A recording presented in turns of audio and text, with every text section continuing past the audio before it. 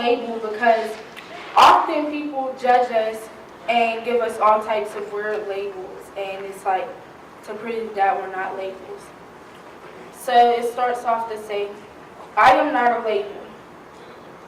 You do not define me. I'm not ADHD or any of the disorders that you use to describe me. I refuse your directions. I think outside the box. I do what I have to just to make it to the top. I fight for my freedom and I fight for my rights. I refuse to follow your lead, because at the end of the day, what is that doing for me? No, I won't bite my tongue or decide to go mute, because I control me and I refuse to let you. I'm a strong-minded person. I refuse to be weak. I'm going to better myself. Just wait and you'll see. I'm a diamond in the rough. I'm a work in progress. So no, I'm not any of the things you describe me as. I'm not the image that you paint in your head of me. I'm not a label. I'm not a symptom. I'm not a sickness. So please quit trying to tell the story of my life, unless you fight the battles that I fight and know how it feels to be me. At the end of the day, I'm the author of my story, so I get to declare who I am.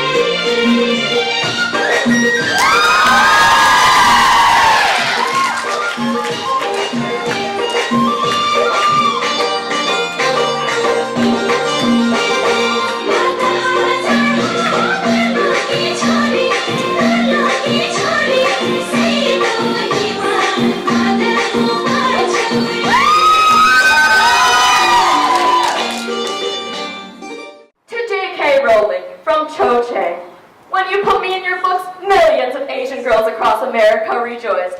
Finally, a potential Halloween costume that wasn't a geisha or Mulan. I mean, what's not to love about me? I'm everybody's favorite character. I totally get to fight tons of Death Eaters and have a great sense of humor, and I am full of complex emotions. Oh wait, that's the version of Harry Potter where I'm not completely worthless. First of all, you put me in Ravenclaw. Of course the only East Asian at Hogwarts would be in the nerdy house.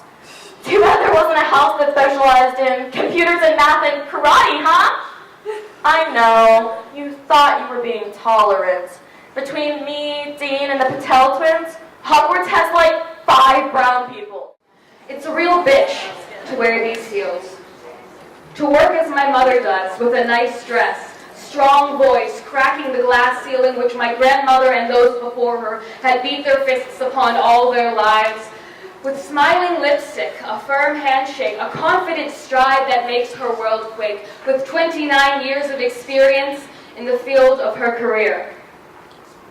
Yet that voice, with the tremendous volume of our family's women, that handshake that I've been told shows power and confidence and leadership, that walk in which you never falter no matter how high your heels, is called bitchiness. In which she is assertive in her workplace yet called aggressive, bossy where if she wore a suit and were a mister instead of a miss, she would be considered a strong leader, and if she must take a stand to remain in control and respected, she's too emotional. But to stand quiet in the background, in a plain black suit with small words and a timid greeting, a model of who she's been told to be, would not hold such high a position in hotels and hospitality, catering events to planning weddings, and she did the Pittsburgh G20. How if we look at the bitches of today, from women like my mother to Elizabeth and Hillary, opening your mouth and speaking loudly and clearly so everyone can hear what you have to say, walking into a room like you deserve to be there, to exist powerfully and take up space, shaking hands firmly and greeting to meet as equals with those of your colleagues and employers who will see the fierceness in you. These signs of bitchiness, of taking the space and air and position you deserve, of existing equal to others, are seen as overstepping an unspoken line that's been in place since before my grandmother's time. Yet as this world buds and blooms, we as people open our minds to the thought that women wanting to exist and take up space, the idea is less a symptom of hysteria, but more stepping over a line of limited thinking, for we have always been equal, but not always treated like it. And though my mother's promotion should have come years ago, though many of her other male colleagues have since ascended to better places, she still works hard towards that idea of a pay raise, just 33 cents more to make that dollar the same as the guy in the office next door. She wears this frustration like she does stilettos. From the outside, you could never guess she's in pain and she's under stress, because all you see is the beauty of it, her beauty.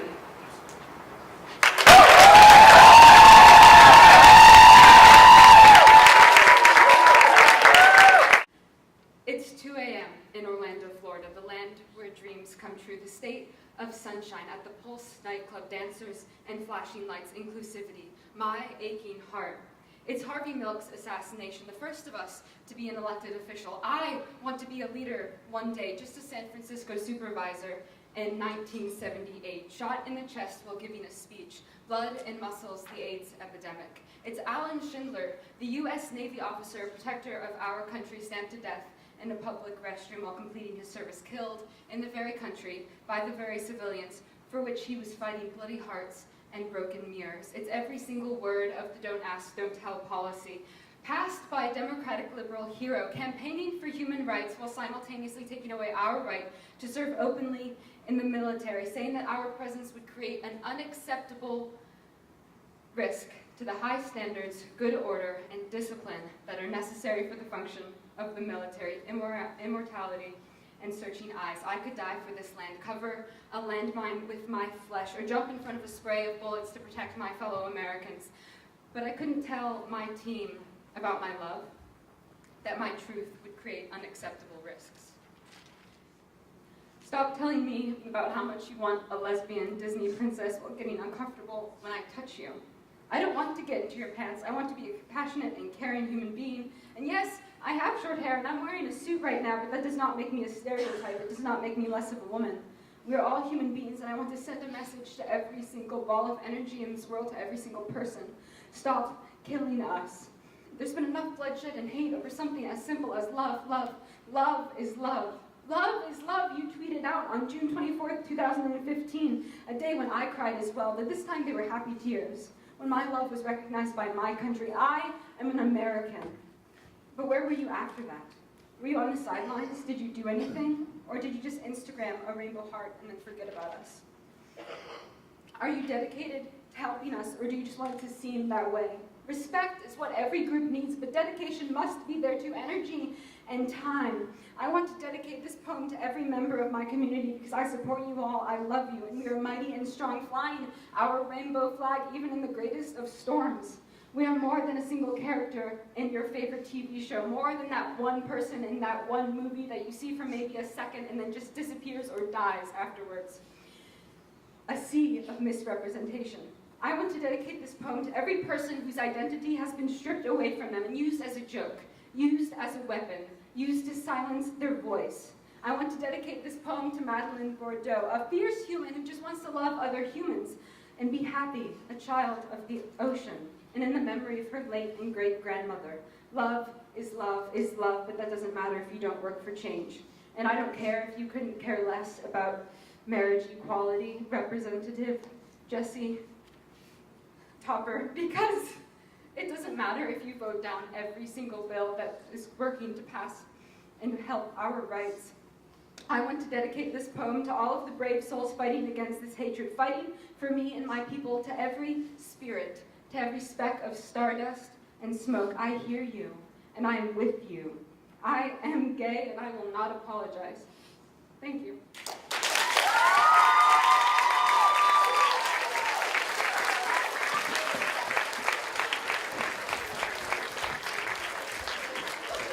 Okay, I can't believe I'm doing this right now. I really can't. Like 15 minutes ago, I didn't think I was going to do this, but just bear with me, please. Okay, so I just want to say something really fast. I think we can all agree we have seen some very emotional things today. We've seen some very fun things today. And I think that, first of all, I just want to say thank you, because I am actually like really shy outside of this, and you guys have honestly like brought out just like the real me, and I don't think I can ever thank you guys enough for that. So thank you.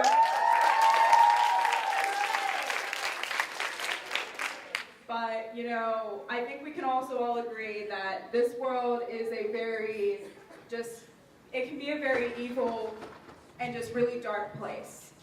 And it's full of evil and full of bad people. But I think we should all know a change is going to come. One day a change is going to come. And I'm going to sing the song by Sam Cooke, "The Change is Going to Come."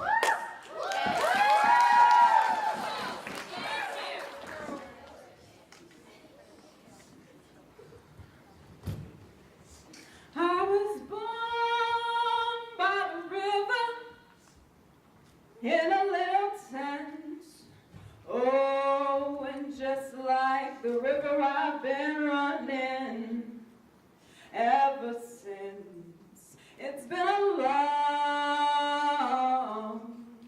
long time coming, but I know a change gonna come.